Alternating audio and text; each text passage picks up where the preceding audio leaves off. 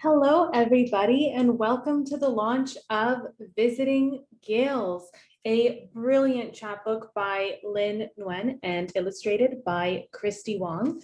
My name is Tally Varan. I'm the founder and publisher at the Soapbox Press, and I'm so excited to be your host for this evening. We are about to launch into a one-of-a-kind book launch event filled with art, music, meditation, readings, and just an incredible night to celebrate the launch of this remarkable book with so many phenomenal performers, all based in Toronto. So before I welcome Lynn to the stage, just a couple of best practices.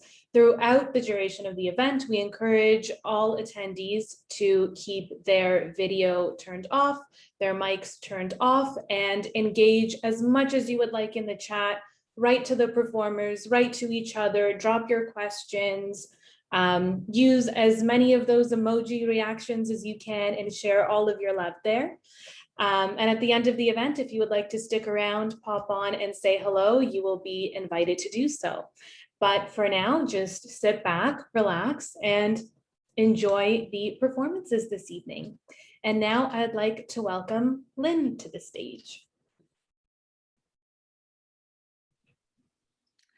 Hi, thank you so much for being here, everyone.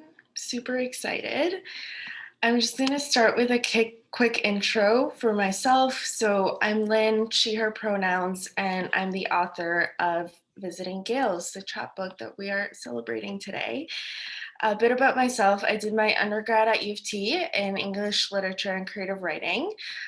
This fall, I'm going to be off to Cambridge to pursue my master's in arts, creativity, and education, and I'll be focusing on the role of storytelling and play in decentering whiteness in learning spaces.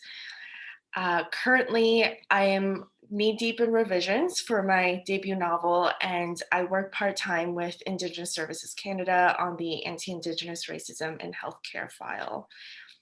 So with that, I'll pass it over to my wonderful creative partner and collaborator, Justine Wong, who was the illustrator for this project and many more of our projects together. So Christy, over to you. Hi, everyone.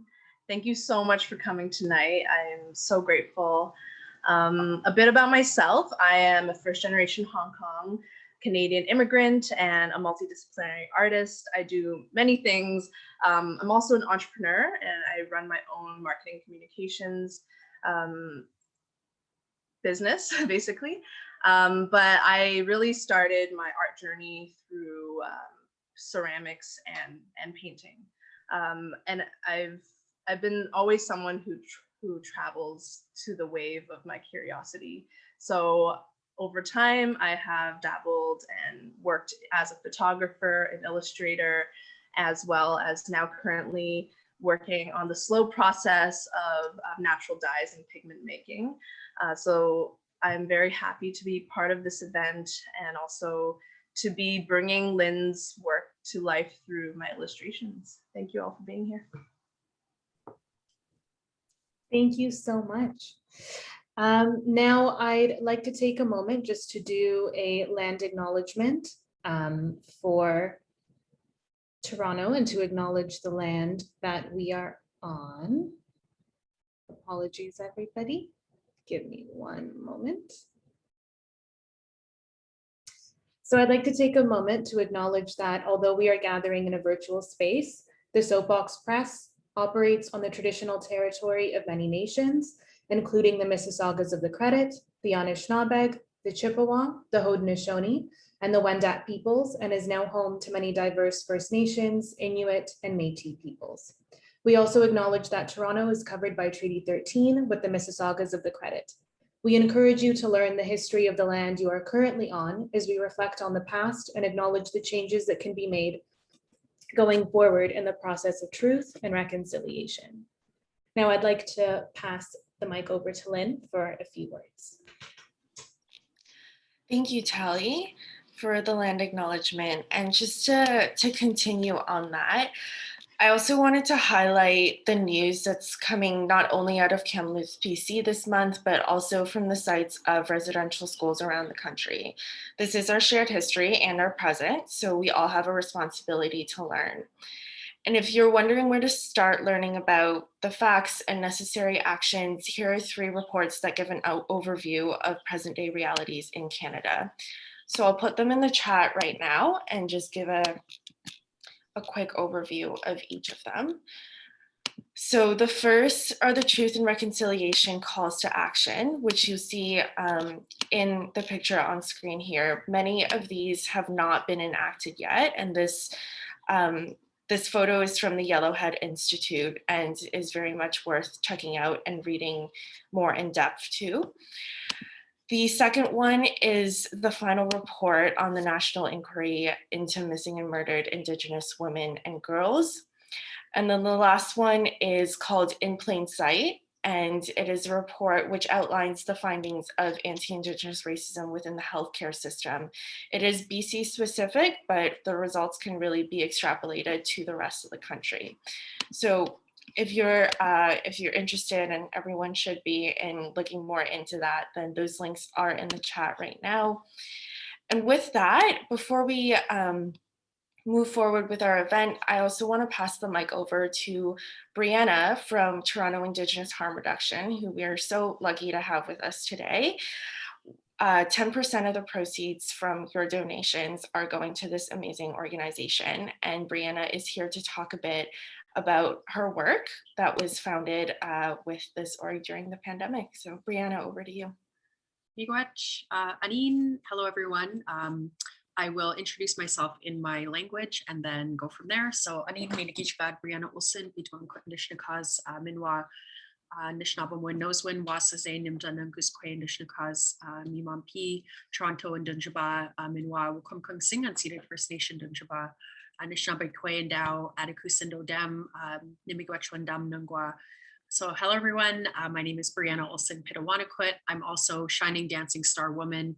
I am currently residing here in Toronto, and I'm also a member of Wakwamacong Unceded First Nation, which is part of the larger Anishinaabeg Confederacy that spans all the way from Manitoba, Ontario, Quebec, Michigan, Minnesota, and Wisconsin. So one of the largest Indigenous confederacies and nations of people on Turtle Island.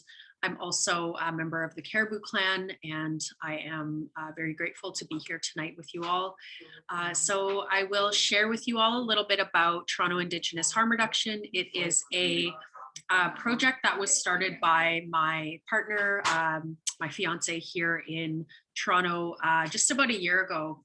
It became very apparent during the first wave of the pandemic that services were very poorly equipped to meet the challenges that came with a global pandemic. Many agencies that deliver frontline services shut down because of, just a real fear, and justifiably so. And because of that, many people who were residing on the streets in Toronto were suffering a real lack of services as well as basic needs and support. So it was through Nunuk Gordon that started Toronto Indigenous Harm Reduction. I became involved, and since then we have been the co-founders of the initiative. So basically what we do is provide Indigenous individuals here in the urban center with cultural support, with basic necessities. A lot of the work that we do is centered around humanitarian aid to encampments, which, if you learn more about encampments, you realize that they are highly politicized and emerged because of a large housing crisis that is ongoing here in Toronto and has been ongoing for a long time.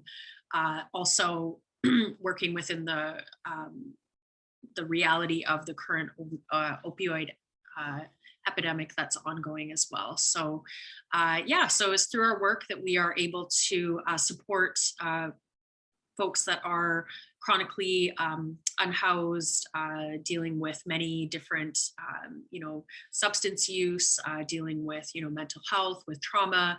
And, sadly, many of the folks that we do support are, chronically unable to maintain any housing within the current housing system that we have. So many just end up getting kicked out of shelters, end up living in encampments for many different reasons. So it's important to recognize that, the humanity of these folks and that they deserve care and love and support, and they deserve to have access to their cultures.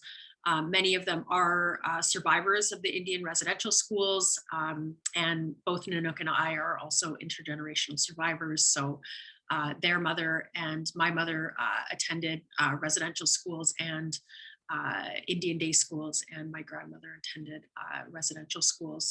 So yeah, just to recognize that, like, the reach of those schools and that push for the Canadian government to essentially assimilate Indigenous people into white society was very devastating, and has been referred to as a genocide. So we are dealing with the fallout of that, with many people that are struggle and just suffer their entire lives with the PTSD and trauma that they went through there.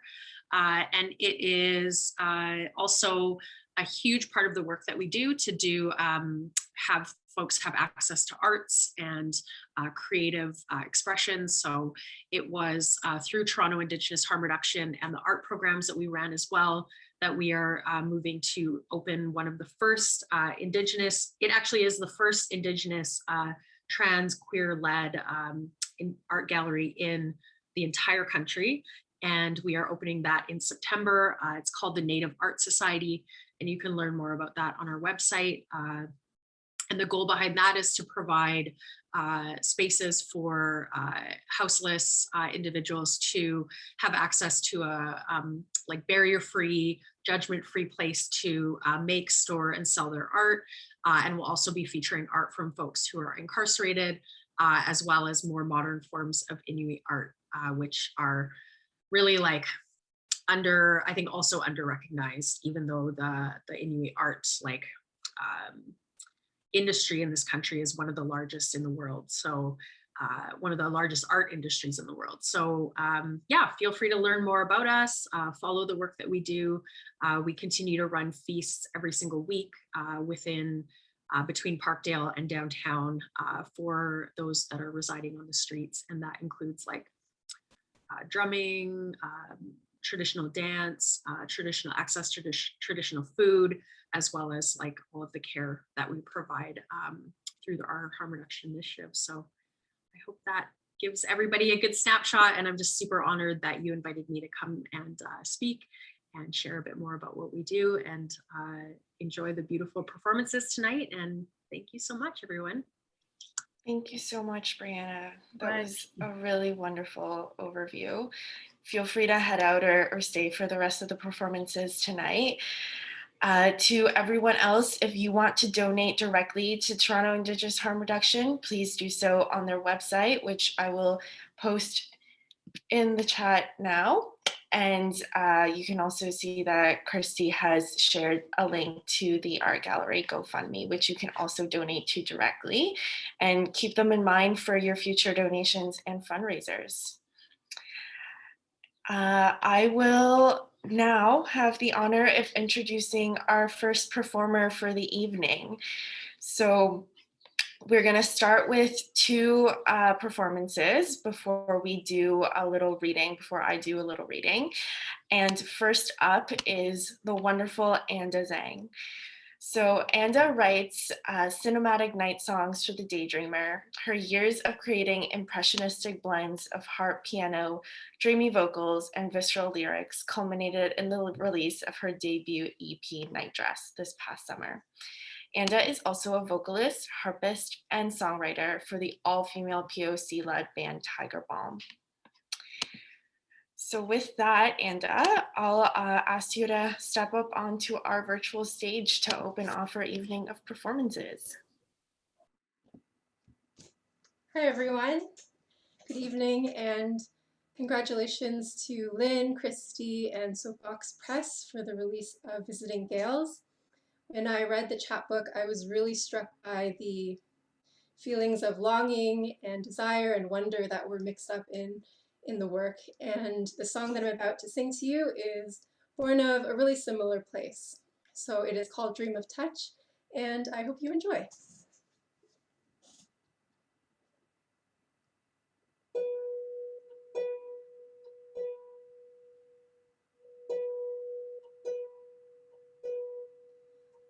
Away from lights and other eyes, a constellation came threadbare to life, light beams that cling to a dream of touch.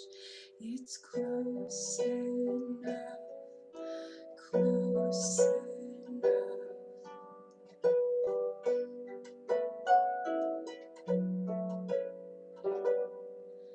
Wild rider, speed in my heavy heart sways.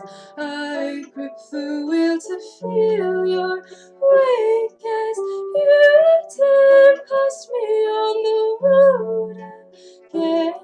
I want to be the wind, I want to be the wind, I want to be the wind you want in your hair. The wind that holds you through the rush. That would be close enough. That would be close enough.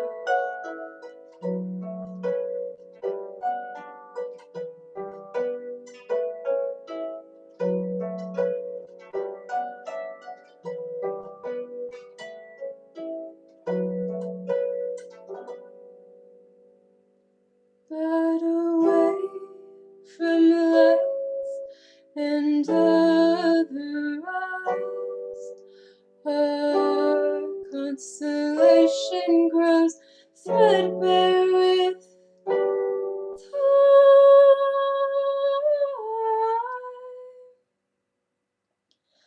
Light years between memories that can only want to touch.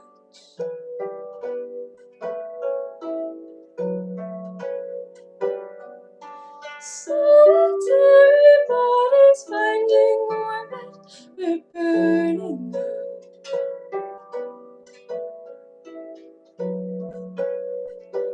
Is it close enough? Is it close enough?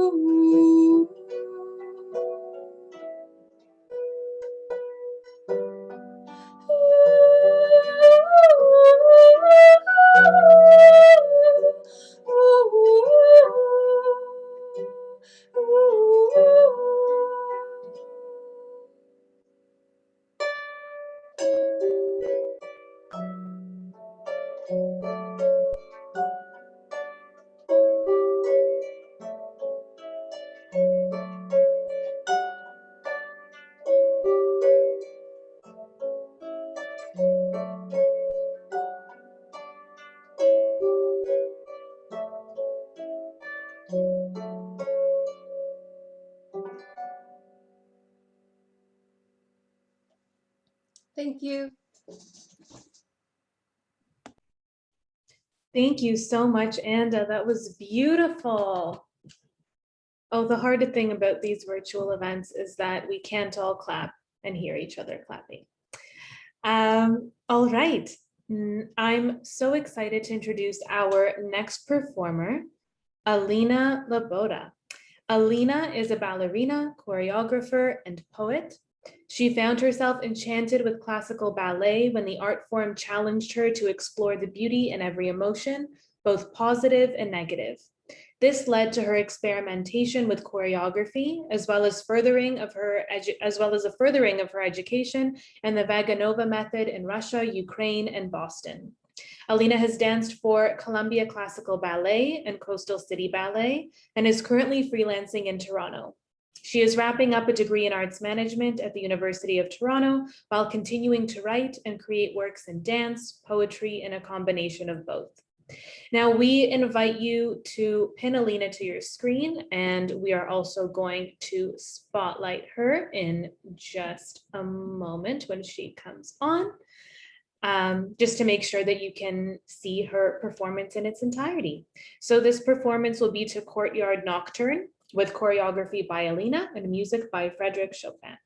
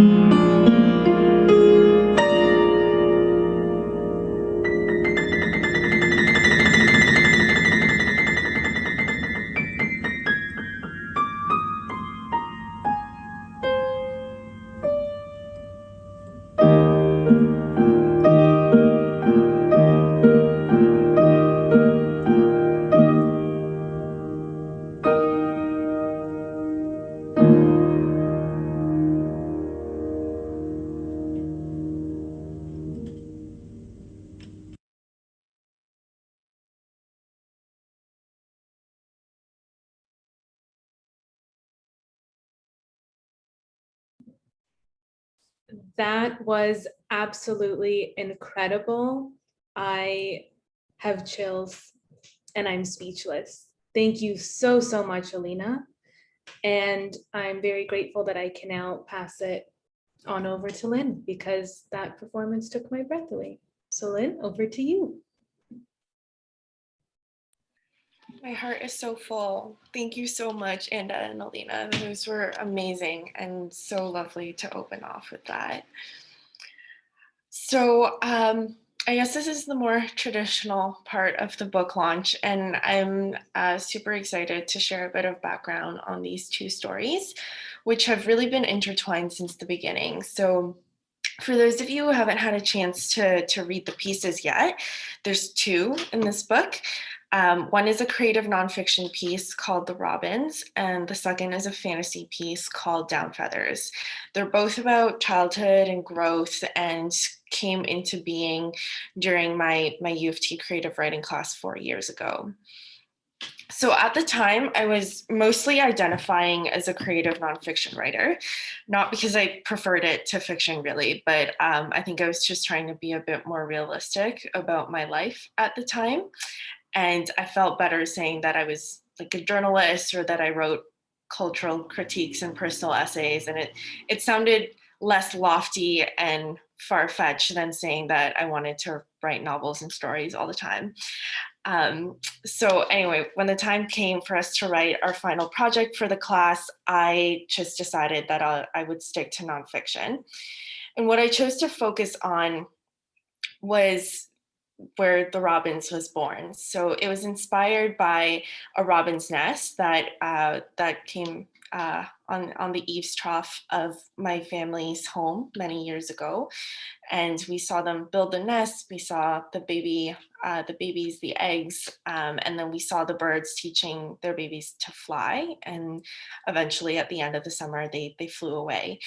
And I remember coming home that day and just being super struck by the parent birds flying around their nest and calling for their kids. And I thought it was like one of the saddest things I ever heard. It really stuck with me. So when the time came for us to write our final project, I decided that that was what I was going to write on. But again, I was only doing nonfiction at the time. So what I did was just put it into third person perspective, changed all the names, called it fiction, and handed it in. Fortunately, my creative writing prof was quite sharp, and she read it and was like, I know this isn't fiction. Like, I can tell it in your writing voice.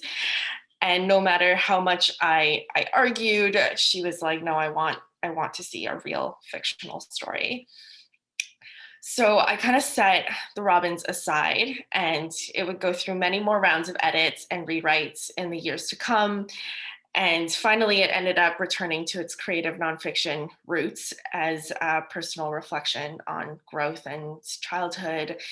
But in the meantime, for my project, I wrote Down Feathers, and I wrote it on the subway to school. So for those of you in Toronto, it was specifically between Runnymede and Spadina stations on the TTC.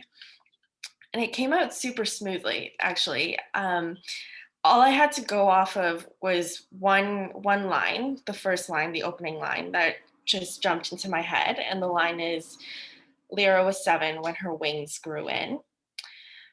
And I was also really inspired by Gabriel Garcia Marquez's short story, A Very Old Man with Enormous Wings, which I'll actually post that in the chat now in case anyone wants to check it out later, because it is a wonderful story. And there was a line in this story in particular that's super brief, very casually mentioned. The line is about a Portuguese man who couldn't sleep because the noise of the stars disturbed him. So that was kind of all I had to go off of. It was just mostly vibes. But the two lines pretty much formed the entire story. I had no plan, I just wrote, and it came out pretty much fully formed. And I honestly loved it from the moment that I that it came into the world. And I think it'll always hold a really special place in my heart because it opened the door to my fiction writing again, which is so much of what I write now. So I'll always be grateful for this piece, and I'll read a bit from it now. And Tally, I'll ask you to share the illustration that Christy did for this part. Thank you. So you can look at her lovely drawing. And this excerpt comes right before the midway point of the story. So Lyra is the main character. Elliot is her friend. In this universe, most children grow wings. So this is a bit of that story, and you can feel free to close your eyes and just sit back and listen.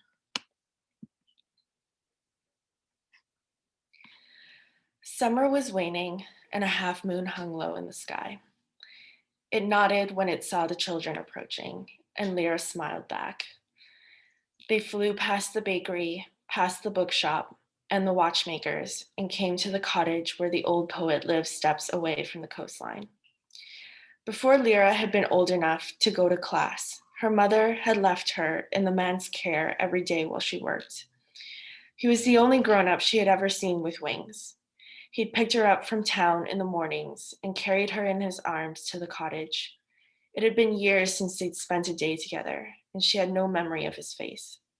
When she thought hard, she remembered the smell of chives and the sight of a bustling crowd beneath her in rush hour.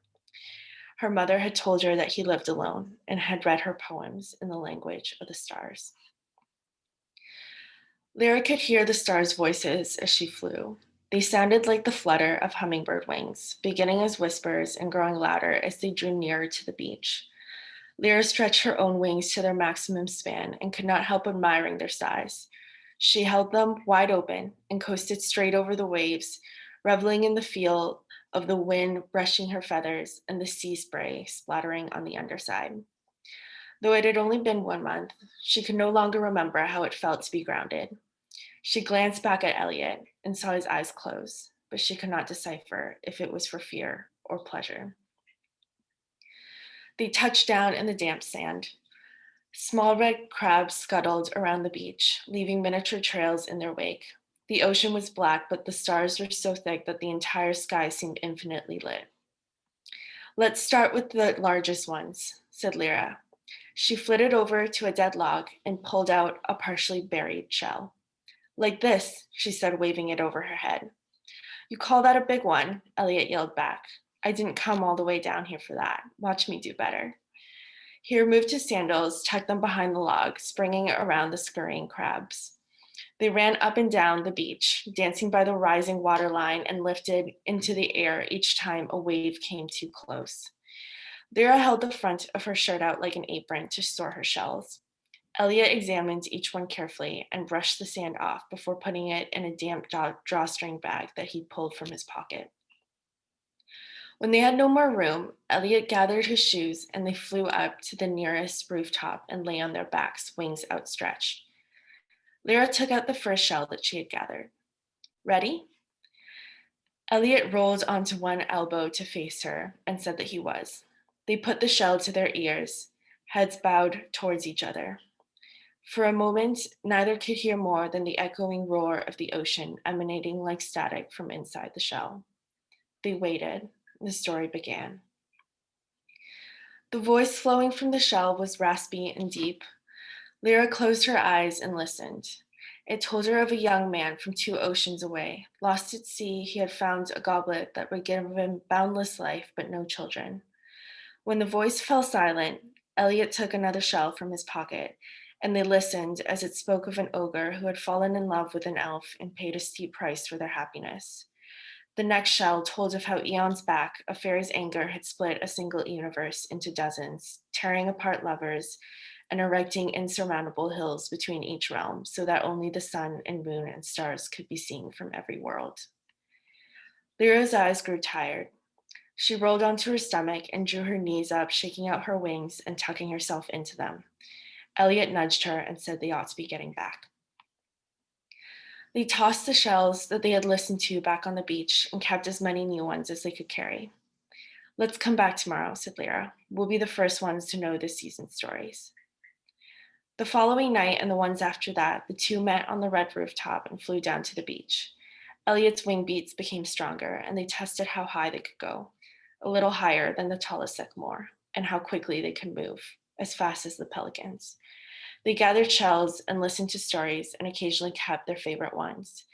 Lyra sometimes caught her mother staring hard at the shells that appeared on her bookshelves, arranged neatly beside jars of flowers and feathers, but they never spoke of what happened in the night.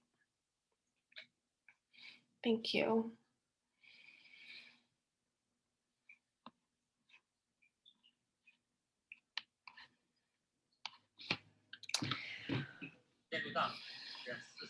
Thank you so much. All right, so with that, I'll speak a bit to the process of this chapbook before I pass it over to Christy. The idea for it came to mind last year, I think August last year, and I approached Christy and I sent her 5 short stories that I kind of had floating around on the back burner and asked for her thoughts, whether she'd be interested, what stood out. And these were the 2 that we picked out. So Christy, I'll ask you to share a bit now about your illustration process and what it was about these stories that stood out to you in particular. Awesome. Thank you, Lynn, for that beautiful reading. I've read this book so many times, as you know, since like last August, and just hearing you read it is so incredible. And I'll have Tally share the screen so you can see some of the select illustrations. I'll kind of go through a little bit about what's going on in my brain, but you will definitely have to see how it's all curated in the book when you receive it. So I'm really excited for that. Hi, everyone, again. Thank you so much for being here. I'm so honored to be part of this project.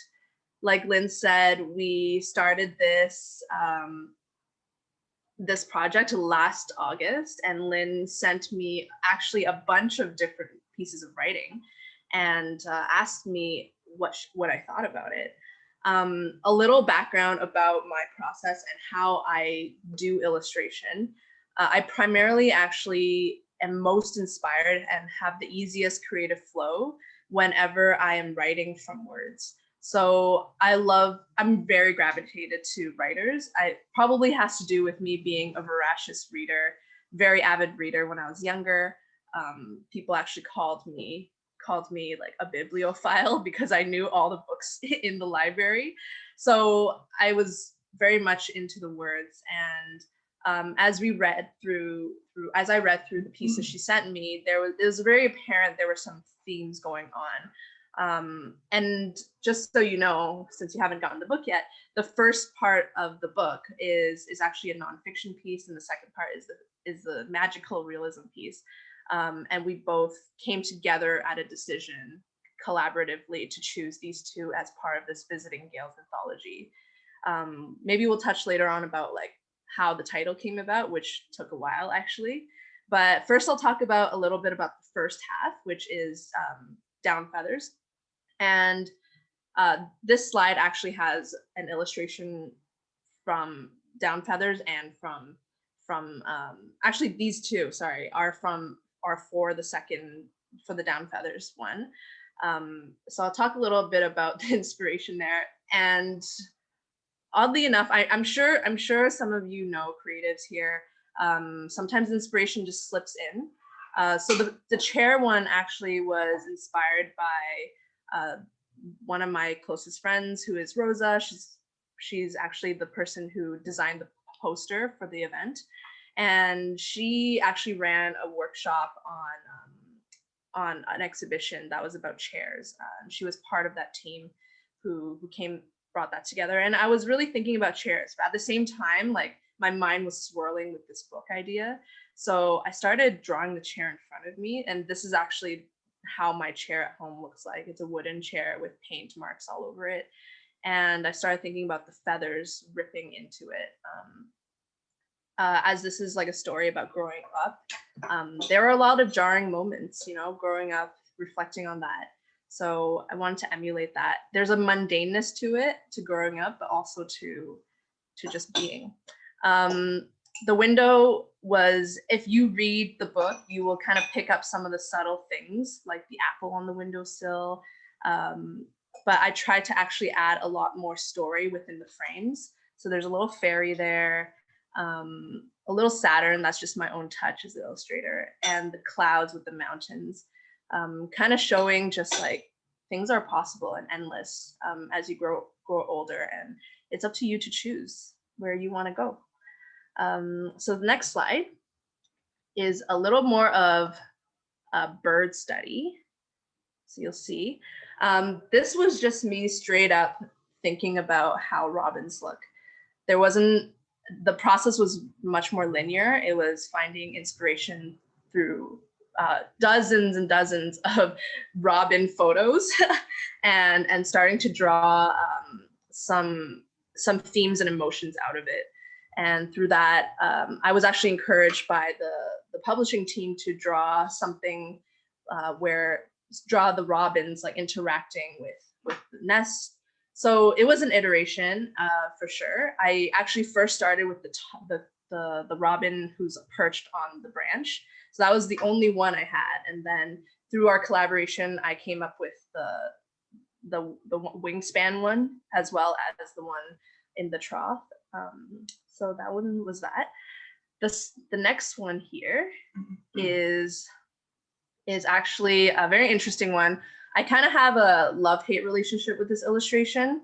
I think I had to sit with it to feel good with it, because the perspective is really interesting. But I really was drawing from a place of nostalgia in this. I was a kid who loved frolicking around and exploring, and I was really channeling this, especially with Lynn's writing and this reminiscent of this. Yeah, Josh says I still do frolic around, but this beach and building castles and being next to the waves very much speaks to me. I used to love creating little like river channels that go up to the moat. You know, I'm sure a lot of you understand when you were a kid doing this. So the perspective was interesting. I played around with wanting to do a side perspective versus an overhead perspective, but the overhead one really gave a sense of flow to it. So sometimes it's just design ideas and doing a bunch of sketches and realizing which perspective you want. So the next set of illustrations coming up is actually about down feathers. And like I mentioned, I'm inspired a lot by writing. I actually practice a lot of writing from drawing and then drawing to writing translation, which is actually, if you ever come to one of my workshops, that's what I guide you through. I think it's a very versatile skill set to have, to switch between mediums in this kind of way. So I actually wrote a little poem that went with how I felt about Lynn's writing after reading it. So it says, the complete candid construction of a wing requires scaffolding of house roots, feathering of faraway people, returning to our eyescape in a drawstring bag of wind. The parched watchmaker sings. And then I'm going to point out in the next few slides some of these elements I brought into it and why some of the lines are the way they are. Hopefully you find that interesting. I don't know. I always feel weird when I explain illustration to people, because it's a very meta and backwards kind of thinking. But anyway, thank you for indulging. So the Visiting Gales, this flower shop illustration here was just inspired by the fact that Lyra's mom is a florist, and she owned a little shop. And I was just really thinking about her life and where it all comes from, because as children, a lot of us are embedded in our parents. A lot of who we are comes from how our parents be. And I was just really fascinated by her backstory, even though it was rarely mentioned. So this kind of became a little bit of the cover page for the manuscript when we first turned it in. It's a little more like of a complex detail drawing than the other ones, but yeah, I have a soft spot for it for sure. So the next slide here talks a little bit more to my method. I draw a lot from metaphors, and metaphors drive a lot of my illustration process. So there was definitely a ebb and flow of what home is in this anthology, and Down Feathers especially, with Lyra flying away and coming home, seeing the landscape of the city. You might notice that some of the houses in the background have a curved bottom. That was to emulate that home is like a forest. It is constant and steady, and an ecosystem and a village. And I wanted to show that home has roots and that you can always come back to it. So this is Lyra embracing the home, but also with the wings, she can go away and she can adventure as well, which I'm sure a lot of us understand growing up. The next one is inspired by the watchmaker that Lyra visits. And this one, I just really loved the concept of it, of a cage being opened up into a wind chime.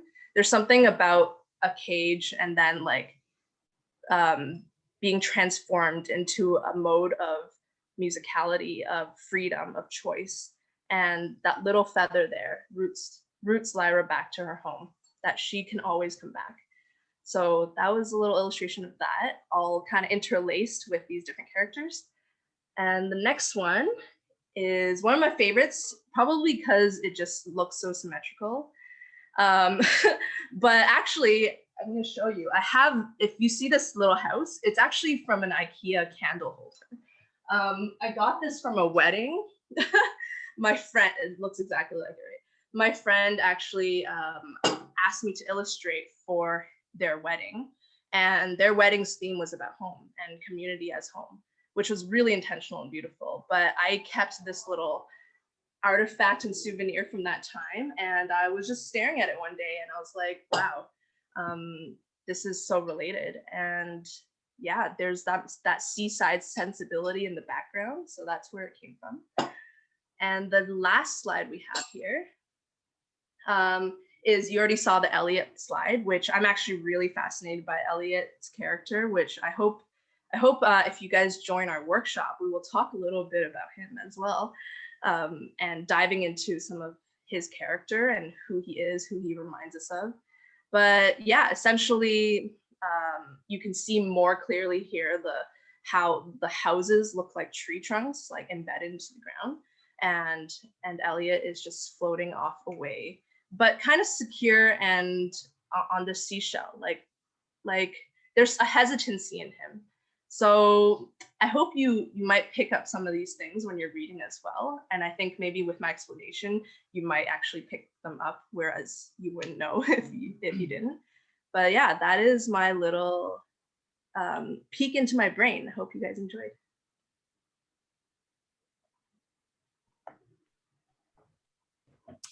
Thank you so much, Christy. It's so great to hear what inspired the illustrations and kind of hear the backstory of how everything came together.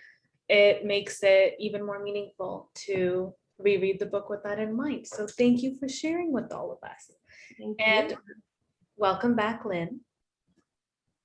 And now, since there's 3 of us on screen, I invite everybody to use the gallery view so you can see us all at the same time.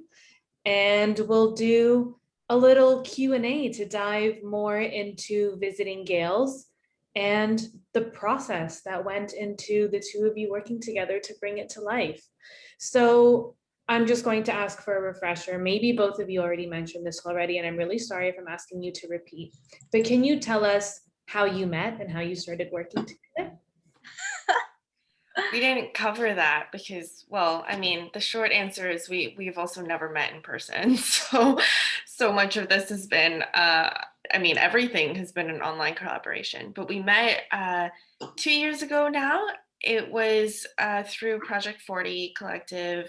Jasmine Gui introduced us because I was writing a piece for the magazine and needed an illustrator. And she was like, I think Christy Wong would be a good fit. So Christy did the illustrations for that piece, which is called Cracks in the Wall. That was in Loose Leaf Volume 7.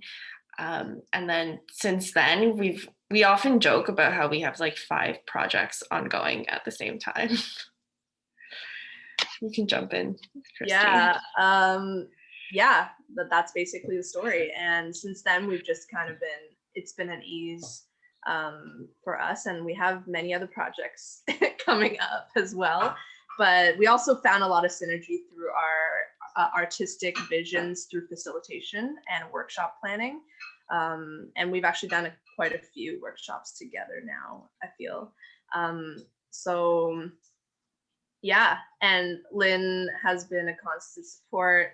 Anyway, that's how we met. That's the answer. That's so awesome. And it's incredible that you've never met in person, and this entire incredibly powerful relationship was built online, which is so cool. And just to touch on your events organizing, the two of you together are a force to be reckoned with, not even to mention individually, but masterful organizers and artists. And anyway, you two are amazing. So I think, Christy, you hinted at this a little bit, but you mentioned that it was quite difficult to come to the title. So can you tell us, can both of you share how you settled on Visiting Gales?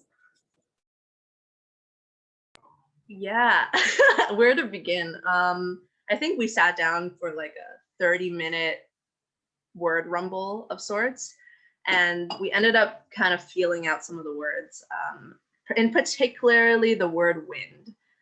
We felt there was a huge synergy with wind for both of these pieces, especially because wind is what uplifts the wings, is what allows us to flow, but there is a blind faith to it as well, which is kind of how we stumble into growing up, I feel.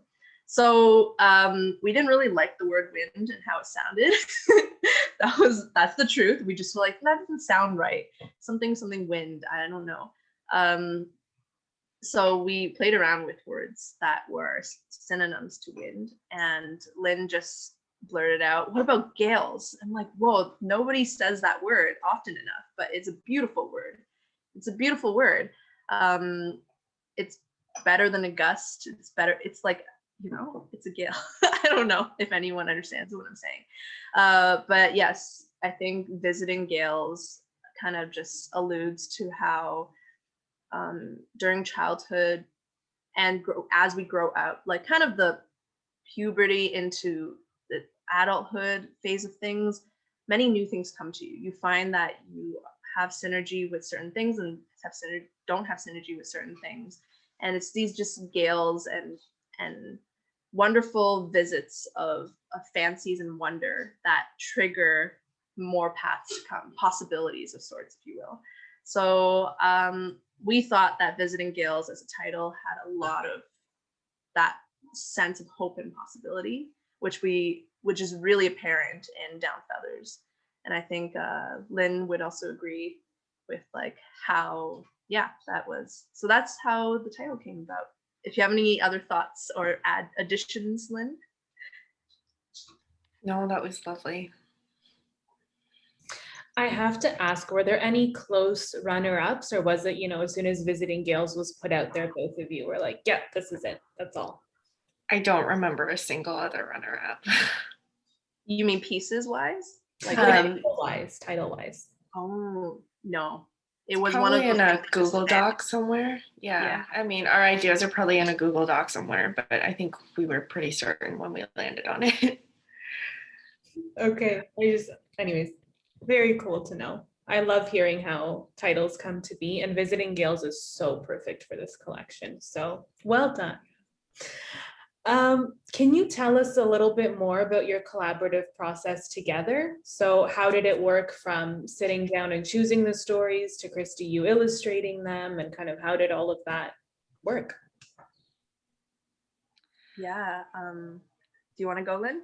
I mean, I think most of it starts with me writing things and then just sending them to you. I've taken to sending Christy like a lot of what I just word vomit out, and if it sounds nice and if there's potential, then it goes off to Christy now, being like, do you have thoughts on this, or like ideas? And then usually we set up a meeting time with a shared Google Doc and just work collaboratively, and that's how we get most of our projects done, from like workshop planning.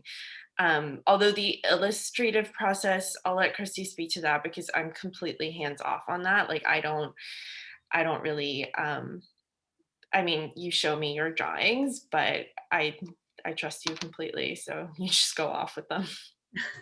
Yeah, I do want to add though that there's a wonderful trust between us, and Lynn often sends me her writing with this full trust that I would understand what she's saying, but also like know what to do with it. And for that I think that is one of the strongholds of our collaboration too. And vice versa as well, with her trust of how I interpret. And yeah, anyway, there's just like a mutual loving of each other's brains and what things come out of it, which is great. But in terms of the illustration, I often do, I do sit with it, and my process could be very windy. Sometimes it's just a lot of reading. Sometimes I sit there and just like stare off and think about the characters as if I were them. There's a lot of embodiment of sorts, like visualizations of things, before I even start like doodling and drawing concepts. But yeah, I often would send Lynn different drafts or like sketches, and she would tell me her thoughts. But sometimes I would also, if I feel like stuck or whatever, I would lean on Lynn and ask her what kind of imageries really strike you when you read your pieces. And I would hear back these things, like for example, the girl with the sand and the sand, that was actually one of Lynn's suggestions when she listed out some of the things. This is in some email train somewhere, but she listed off some stuff, and I'm like, oh wow, I never really thought about that, and I really wanted to entertain what her thought was. So there's this lovely back and forth, but then there's a lot of like for example, with that house drawing with the shell in the background, that was a lot just me staring off into space, and then it came about and it worked. So yeah. That's awesome. And okay, we're gonna bring up the cover. So can you tell us a little bit about the cover and the story behind it and how you created it? Yeah. First off, I just want to add a caveat before I tell you the whole story, and maybe this is encouragement for some artists out there who are listening to this, but there is no one saying that you can't reuse and recycle your own artwork from past things. I think that's a misconception. I don't know if, I'm sure there's insecurities, and I've had them too as an artist, that you need to be pumping out new things constantly, and it has to be a new iteration, has to have a whole new process to it, a new way of backing into it. But to me, I think some of the most sustainable work are ones that know how to reinvent the wheel with the existing work. So that actually goes into this cover. So this cover came from actually another Jazmin connection, who is the founder of Project 40 and Loose Leaf. She instigated, and she got a grant for this residency opportunity, and I applied, and I got into this in Toronto residency, where I got to just explore my own art however I wanted. And through that residency, which was a month long, I spent a lot of time meditating on what it means to be a settler and an immigrant on stolen land. There was a lot of grief, there was a lot of processing, there was a lot of me going to different places where I grew up in Toronto and really seeing it in a different light. And through that, I ended up natural dyeing for the exhibition 6 panels of different of raw cotton that was dyed with elements of the land. So one of them was like dyed with red maple leaves. Another one was dyed with turmeric and avocados. And those spoke a lot to different elements of how I was existing on the land too. Anyway, there was a lot there. That's a whole exhibition, whole thesis thing going on. But as I premeditated on the exhibition, I actually decided to start embodying each of the panels through a watercolor illustration. And this wasn't for anyone to see. This was just for me to process in my own way. And one of the illustrations was this very feathery, light blue cover that you now see on the cover. I ended up just digitizing it, and it became the cover because it had so much synergy. The the way I approached it, where it came from. And this was like 2 years ago. This is before Visiting Gales happened. And I was just flipping through my sketchbooks as one does.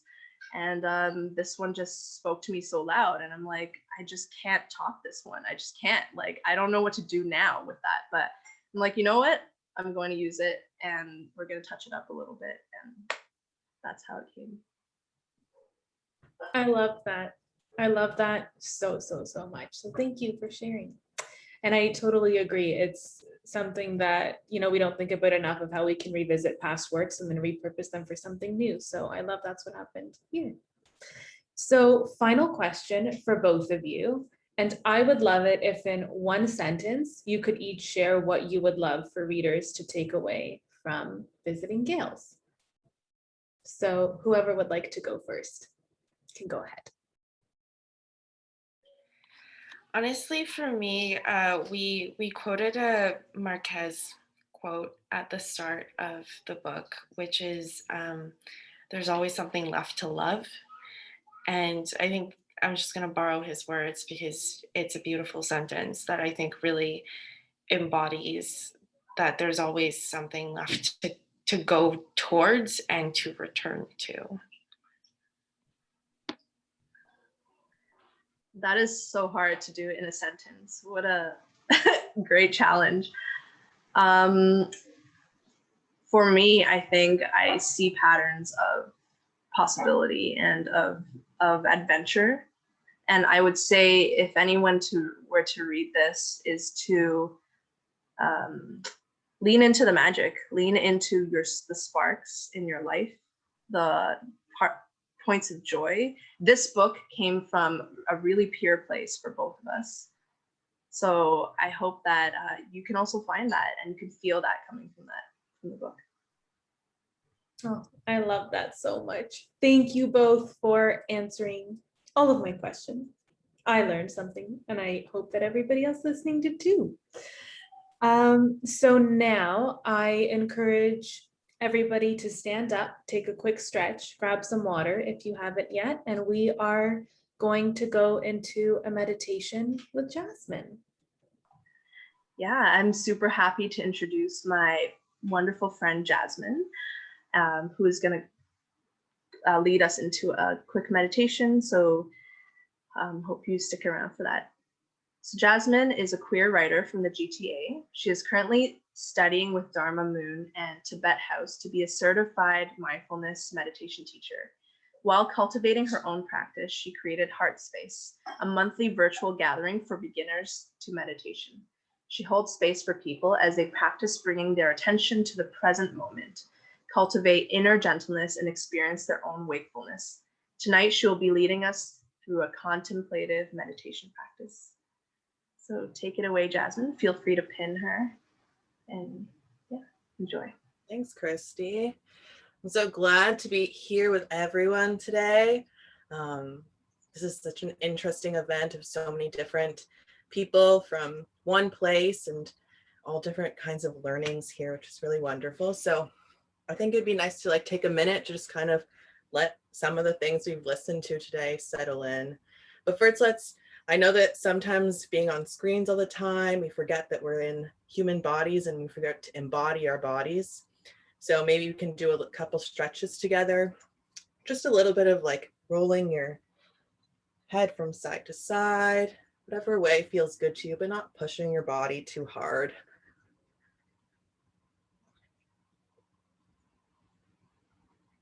And then you can begin to roll your shoulders left and right.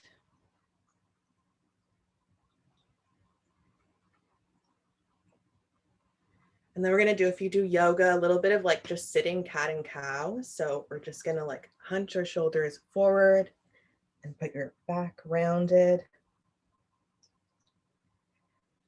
And then pull back and open your heart space and just kind of have it open for everyone. And you can do that 3 times at your own pace and then return just to a natural seated position wherever you're at.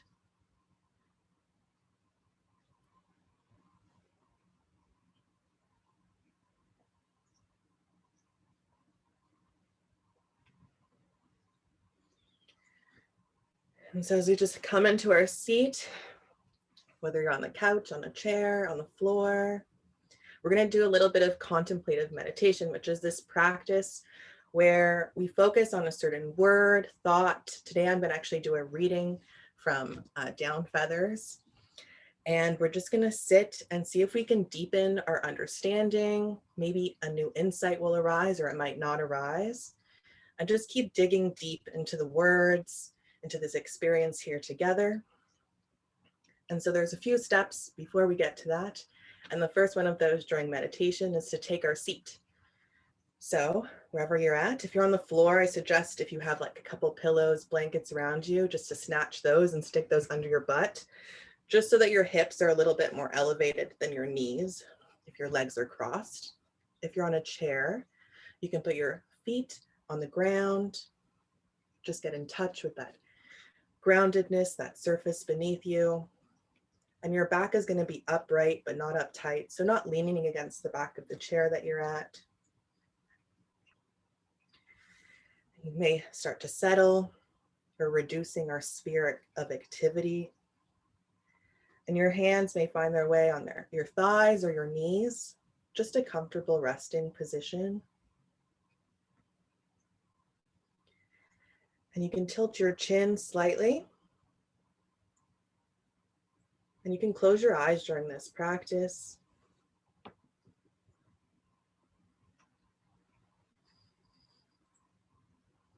As you kind of settle, we have this aliveness of a plant without the rigidity of a statue. And our second step is to find our breath. So that may be the sensation of air coming in and out of your nose, the rise and fall of your belly.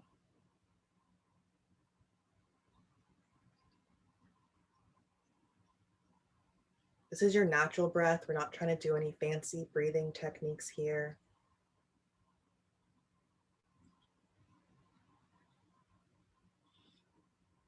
And as you find your breath, I'm going to read a few words from Down Feathers and just notice what arises in you. Any thoughts, feelings, sensations. And if your mind wanders, you can gently return to your breath and just continue to dig deeper and deeper, whatever that means for you. So I'll ring the bell at the end of the practice, just so you know to open your eyes and just come back into your body. So let's start. Don't you ever get lonely on your own, she said. You well know that the beach holds no shortage of company, he said. Have you ever heard a pulse of silence on these sands? Goosebumps rose on her skin each time the sea spray splashed her bare limbs. If she listened hard, she could hear the scuttle of crabs on the rocks and sand and the stars' silvery laughter above the crash of the waves.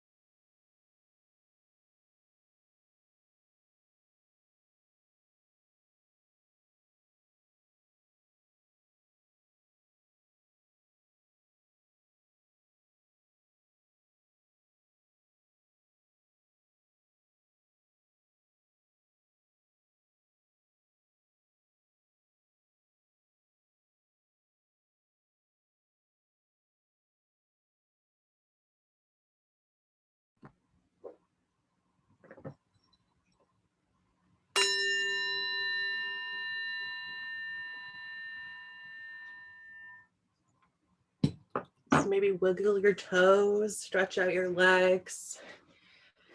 Just do a little bit to come back into your body. So thank you guys for practicing with me today. It's my first time teaching in a while, so this is a nice way to kind of come back to it. So now I have the lovely honor of introducing our next performer. So known for her alternative soul folk style and playful sound, Vicky, aka Early Bird, is a Toronto-based songstress with a zest for life. Her voice can be described as a pastel belle, which is a perfect description.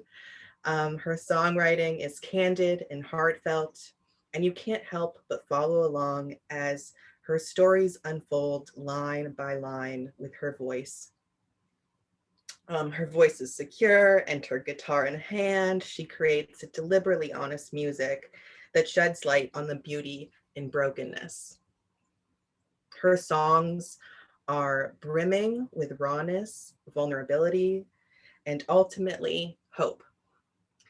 So she's ecstatic to share her song with you today, and so I'm really excited for everyone to hear her. So Early Bird, take it away. Yay! I love how just moving the curtain is just undoing your video. Thank you for that lovely intro, Jasmine, and for the space you helped us to hold just before.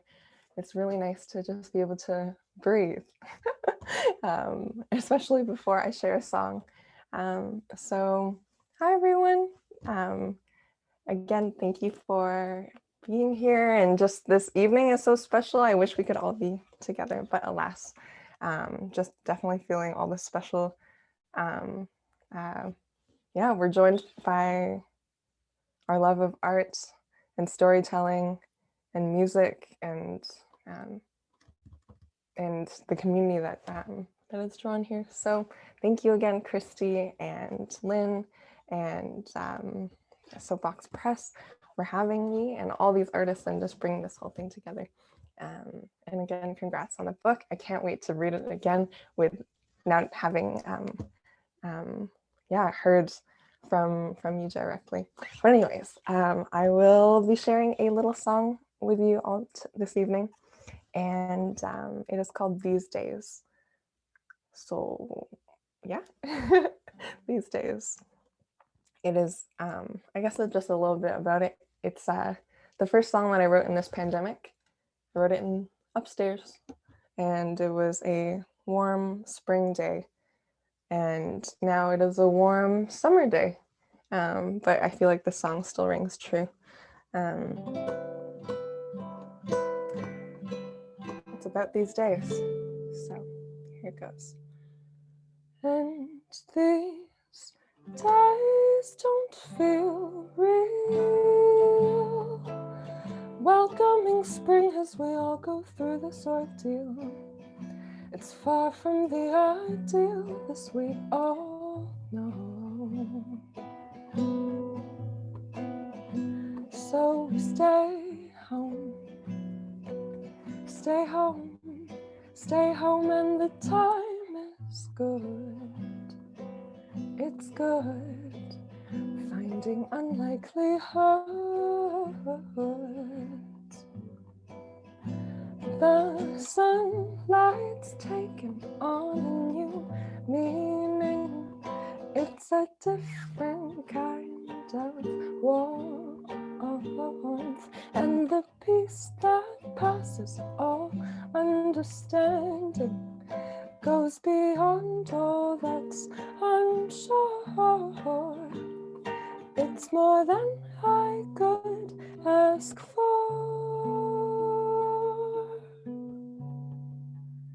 But these days don't feel real. Welcoming spring as we all go through this ordeal. It's far from the ideal, this we all know. So we stay home, stay home, stay home, and the time is good. It's good, finding unlikely hurts. And despite the pain, it's still safe to say, I don't want to say it at times.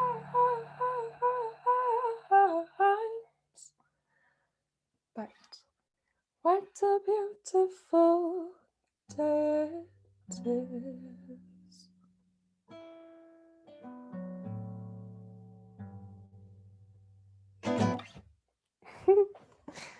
Thank you.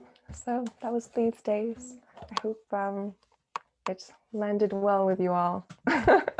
Oh, I see the emojis. Okay, yeah, y'all are here. Okay, cool.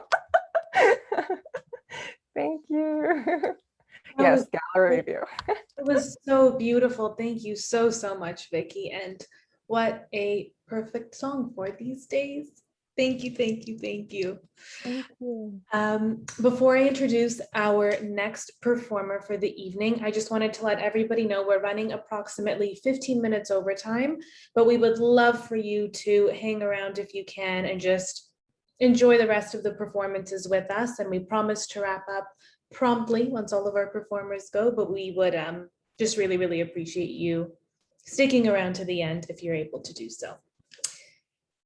So without further ado, thank you so much, Vicky. I'm excited to introduce Justine Wong, who is going to be illustrating for us right now. Justine Wong is a food, book, and lifestyle illustrator based in Toronto. She has since lived in Tokyo for a year and has the pleasure of illustrating in editorial publications, storybooks, and advertising campaigns in Canada and internationally. And Justine will be accompanied musically by Jess Leung. So enjoy. Thank you, Tali.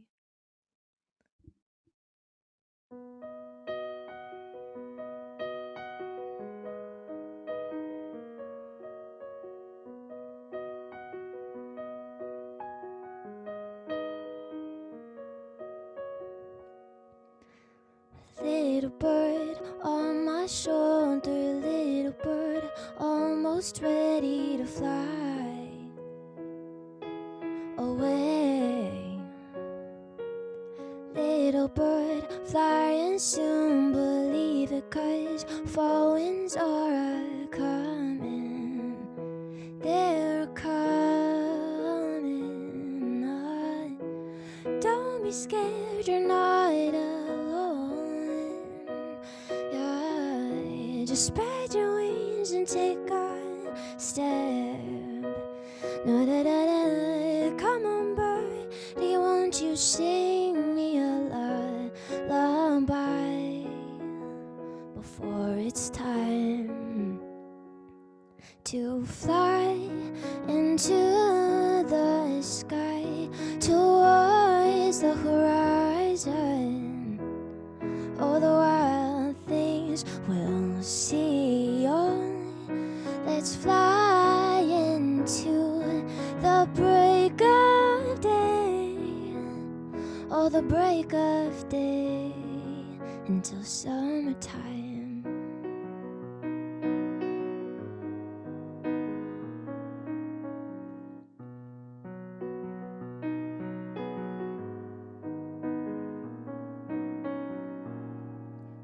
Little bird soaring through the pastel colored clouds so freely, you feel alive.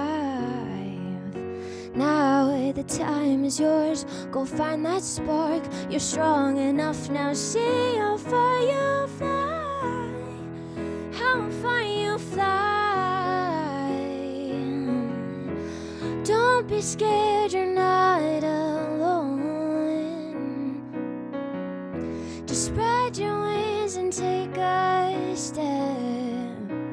Da, da, da, da, da. Come on, birdie, won't you sing me a lullaby before it's time to fly into the sky towards the horizon. Oh, the wild things we'll see. Oh, let's fly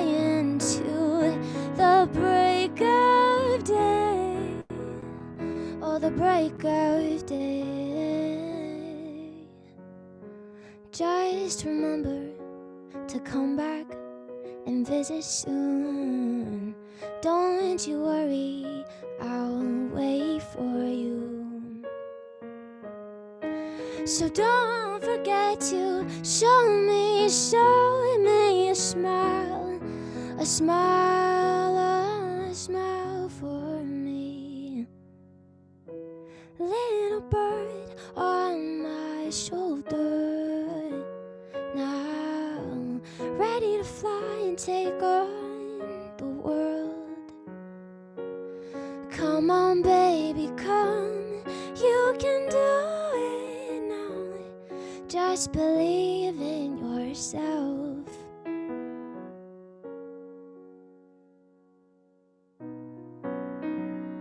Da-da-da, da-da-da,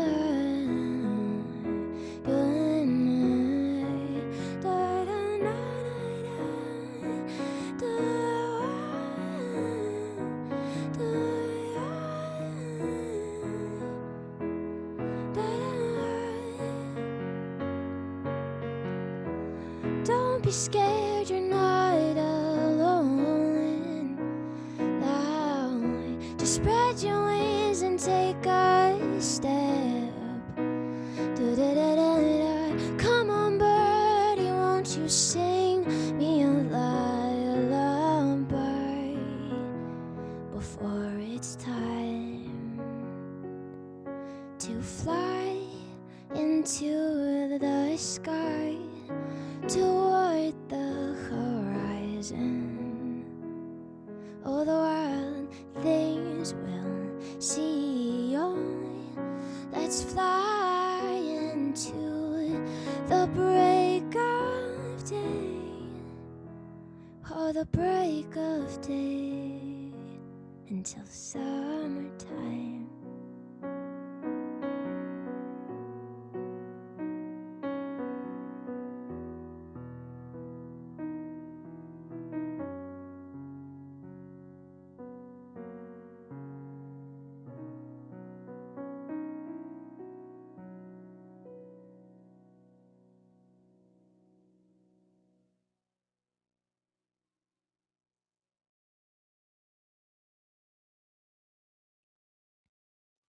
Thank you.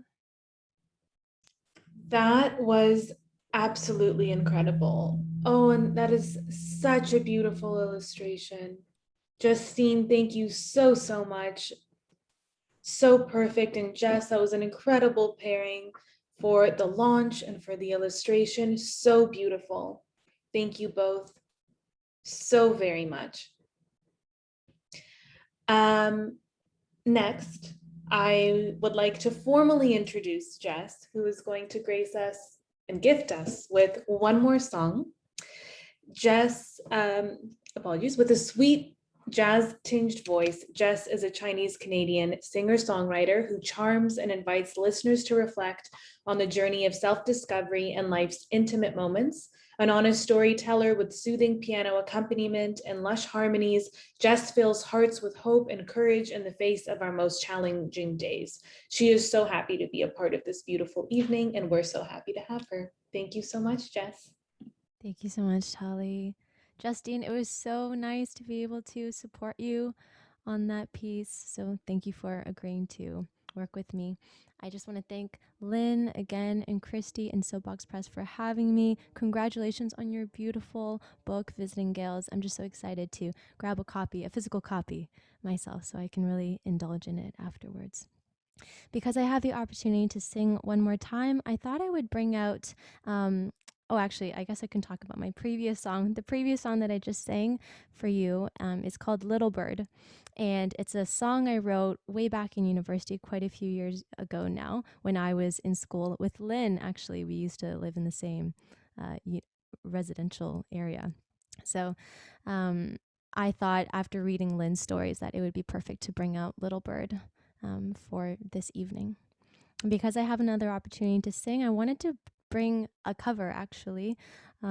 It's Stop This Train by John Mayer. And every time I revisit the song, it just brings on new meaning. And after seeing the illustrations and reading the stories, it really brought me back to my own journey of self-discovery and kind of reminding myself to have the courage to use my own wings to fly and go off on my own.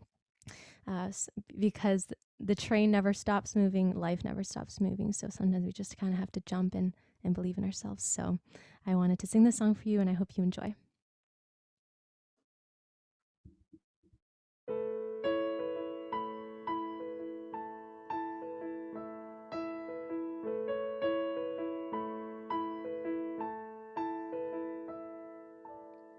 No, I'm not colorblind. I know this world is black and white. Ooh. Try to keep an open mind, but I just can't sleep on this tonight.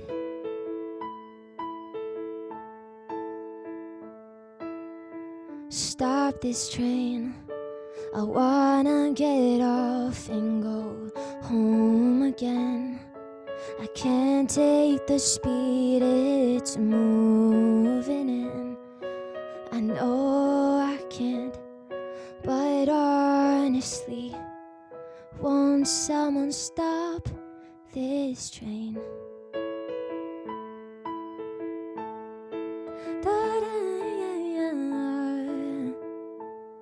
Ooh.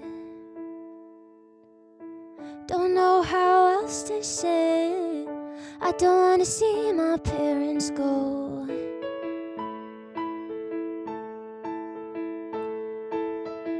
One generation's length away to fighting life out on my own. Won't stop this train. I wanna get off and go home again. I can't take the speed it's moving in. I know I can't, but honestly, won't someone stop this train?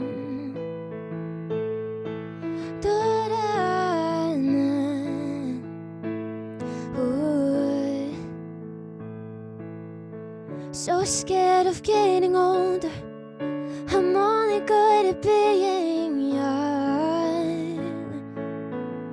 Oh, so I play the numbers game to find a way to say that my life has just begun. Whoa, had a talk with my old man, said help me understand. He said at 68 you're renegotiate. Don't stop this train. Don't for a minute change the place you're in. And don't think I couldn't ever understand. I tried my hand, just honestly, we'll never stop this train. See, once in a while when it's good, it'll feel like it should.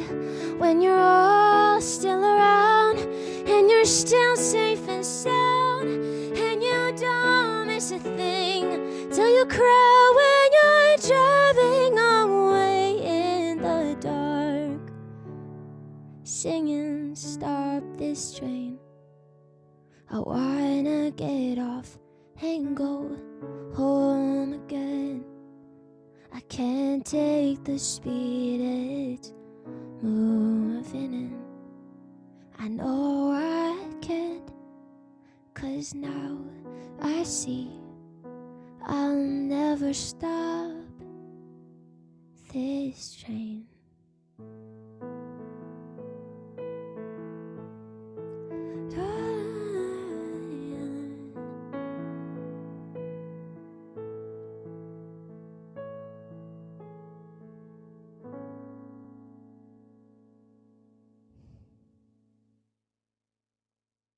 Thank you.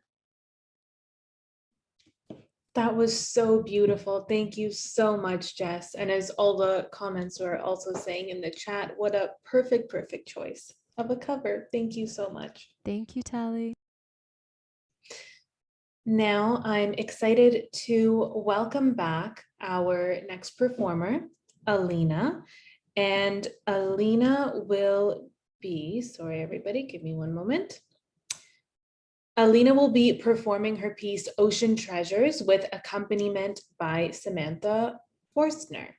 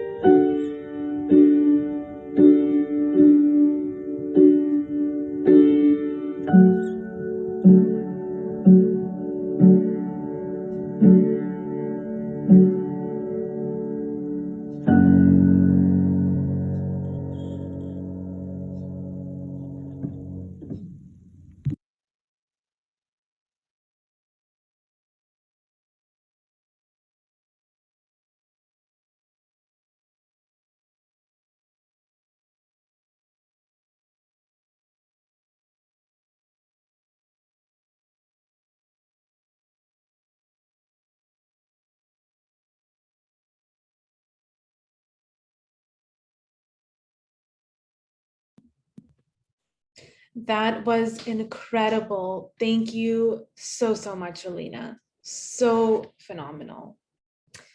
Now I'm excited to welcome our final performer for the evening, Julia Nethersole, and Julia will be leading us through one more guided meditation. Julia Nethersole is the creator and founder of Glass Full, a community that aims to bring people together in the name of self-care through events, retreats, and workshops.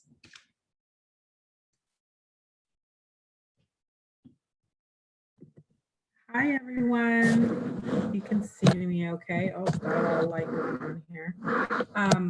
Thank you, Tally, for the introduction. And I thought it would be a nice idea to just seal this evening with a practice of gratitude, to thank everybody that has so generously shared tonight. And I think we've all just been really soaking up all the beautiful talent and energy. I know I can feel it through the screen, and I wanted to invite us as a group to just kind of seal off that gratitude and thanks for getting to take part in such a beautiful evening. So before we go into it, I recommend switching just quickly to gallery view and looking at the names on the screen. So when you're in gallery view, you can kind of see everyone's name and just choose one name and commit it to memory. Pick one person and just have their name in your mind. I'll give everyone a second to pick a name. Another way to do that is to click on participants at the bottom, and you can just scroll to see who shows up. So just pick one person. And once you've found your person, if you'd like and feel comfortable, you can close your eyes and adjust your position so that you feel comfortable. Your weight is supported by the seat beneath you. And let's just take a moment here to find our breath. With an inhale and an exhale. On your time, inhale and exhale. And as you're falling into the rhythm of your breath, I invite you to bring to mind the person you chose.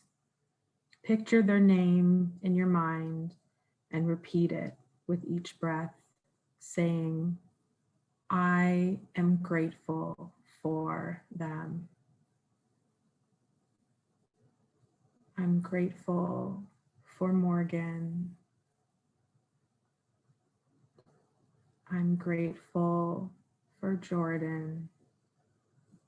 Whoever you've chosen, just repeating that. And as you repeat it, envision this beautiful gratitude attached to a shimmery golden light. And this light is filling you from the top of your head to the tips of your toes. You're so full of this golden light that it's spilling out of you, shining like rays of sun from your heart center. And as you breathe in and breathe out, this gratitude for this person is radiating out of you. And it's become so big that I invite you now to extend this golden, shimmery light of gratitude to everyone here tonight, including yourself. And so we'll take some breaths here again with that gratitude, expanding outward and reflecting inward. I am grateful for you. Outward and inward. Inhale and exhale.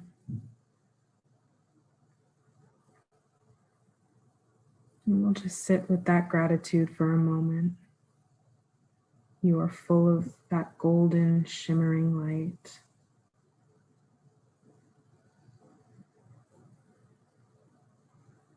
Outward and inward.